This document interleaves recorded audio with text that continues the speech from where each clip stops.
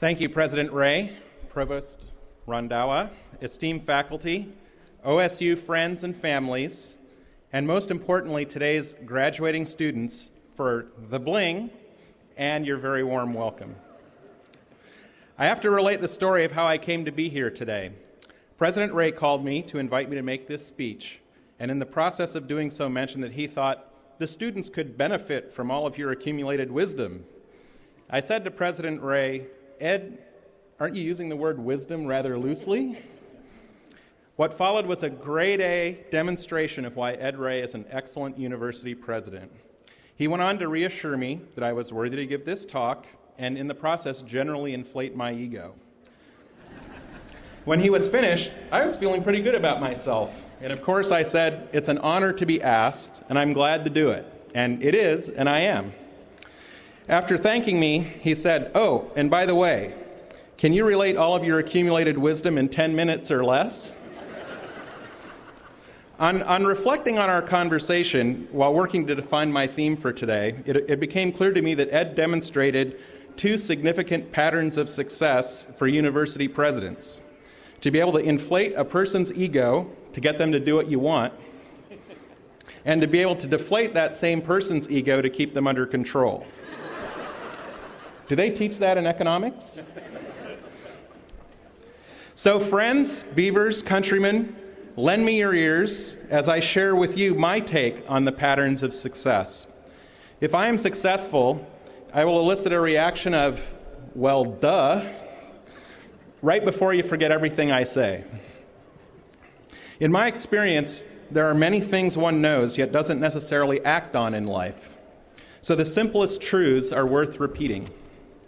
I certainly don't know all of the secrets, and there are many paths, but these patterns have worked for me. The first pattern of success I share with you is commit to a cause bigger than yourself. I encourage you to put your abilities to use for the betterment of society by committing you to such a cause. Doing so is rewarding, and it helps make the world a better place. Commitment is crucial because it makes it easier to ignore minor problems and remain focused on the goals. Important work is challenging and comes with many ups and downs. If the downs lead you to quit or reduce your energy level, success is undermined.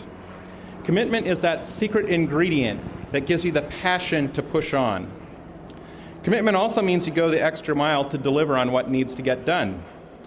You don't simply try to do something or do your best or see if you can. You get things done with certainty.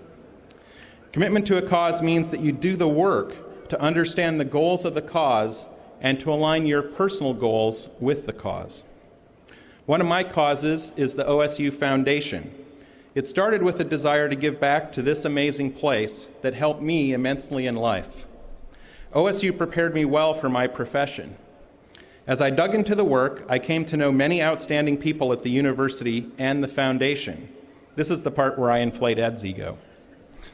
I saw the power that common cause creates as we put together the plan for OSU's first capital campaign to raise $625 million to support scholarships, faculty, and facilities. Over the course of the campaign, Beaver Nation was immensely generous, and it allowed us to smash that goal and set a new goal of $850 million. This work is incredibly rewarding, and the success means OSU will be able to help others, like it helped me, for many years to come. The second important pattern I share today is commit to constant improvement. If you are truly committed to getting better every day, it almost doesn't matter what's happening today. Today's mistakes and problems can be understood and a new plan charted tomorrow. Over time, constant improvement leads to levels of capability and performance that can't be imagined today. I remember that when I first started to understand this pattern, Microsoft was failing because we were unable to ship any new products. Microsoft had just gone public. Windows had shipped just a bit earlier after years of delay. The first version of Word for Windows was over 2 years late. What you know as Access today was canceled not once, but twice because of problems with the quality of the computer code. A group of us took a step back and examined how we were doing our work as programmers.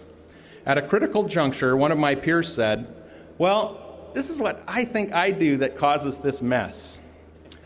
It was a watershed moment. It showed us all how to create a reliable understanding of the truth of the situation. With this insight, we invented new ways of working. Word didn't ship the next day, but using these new ideas, it did ship. We repeated this process of looking self-critically at our problems, and were able to scale our engineering team successfully from 5 engineers to 5,000 engineers as Microsoft grew from a small company into one of the most valued companies in the world. Committing to constant improvement is a very personal thing. You might be surprised that all the patterns I'm sharing today are personal. Probably the most personal of the patterns is balance your ego. Most of us don't have university presidents to do this for us, so we have to do it ourselves. I use the word balance because one needs to reinforce the positive qualities of ego and rein in the negative aspects. There are many positive qualities of ego that need nurturing. The positive qualities of ego give confidence to keep convictions and persevere in tough situations. The positive qualities of ego give the confidence to take risks and pick oneself up off the floor after failure. The positive qualities of ego allow for one to forgive the flaws and mistakes inherent in being human and to commit to self-improvement. There are equally many negative aspects of ego that need to be fought. Defensiveness prevents one from admitting mistakes and accepting feedback. Bravado masks the fear of falling short of expectations and results in harmful behavior towards others. Arrogance causes people to place themselves ahead of others and ahead of the goals of common cause. When one's ego is in balance, it is possible to see the truth of any situation and to work with others in common cause. I came to understand the value of a balanced ego a couple of ways. A key tool when writing computer software is known as the bug list. This is a database of all the coding errors found while creating a product. And I have to say it's a very humbling experience to have every single one of your errors well documented and easily viewable by everyone. But it also gives you confidence because you see that you're able to recover from your mistakes and grow.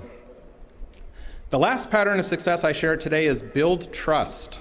An important step in building trust is to be honest. One can be dishonest by outright lying and by spinning reality to match an agenda. This seems obvious, but it is amazing how much of it goes on. You can also seem dishonest by accident. The way to avoid accidents is to be able to say what you are going to do and then do what you say. Being committed to constant improvement and having a balanced ego really help you know what you can commit to so that your promises are achievable. With this ability, you create the reputation for being dependable. The next important step in building trust is taking the time to understand others. A natural inquisitiveness helps you to ask why someone holds a certain position. It takes courage and discipline to ask why in an adversarial situation. Understanding a person is important to be able to acknowledge them. Often that basic amount of empathy is all that is required. You will surprise yourself when understanding others lead to better ideas and stronger plans of action. Another important step in building trust is humbly taking responsibility. There is a perspective that comes from a balanced ego working against the objectives of common cause. Humbly taking responsibility is taking personal risk to further the common goals. It could be as simple as taking responsibility for a mistake. It gets interesting when you understand the goals of your cause, see something that isn't getting done, and then take the responsibility to get it done. When others see you take the time to understand them and take the responsibility in the interest of the common cause, you build a reputation for being trustworthy. Amazing things start happening when you follow these patterns of success. People see your commitment to the cause. People see how you admit mistakes thanks to your balanced ego and grow through constant improvement. People trust you because you have taken the time to build that trust. When you do these things, people see your example and they want to follow you. You become the kind of leader that makes this amazing place, Oregon State University, proud. So I wish you the most high congratulations, the best of luck. Enjoy your day. Thank you. And go Beavers!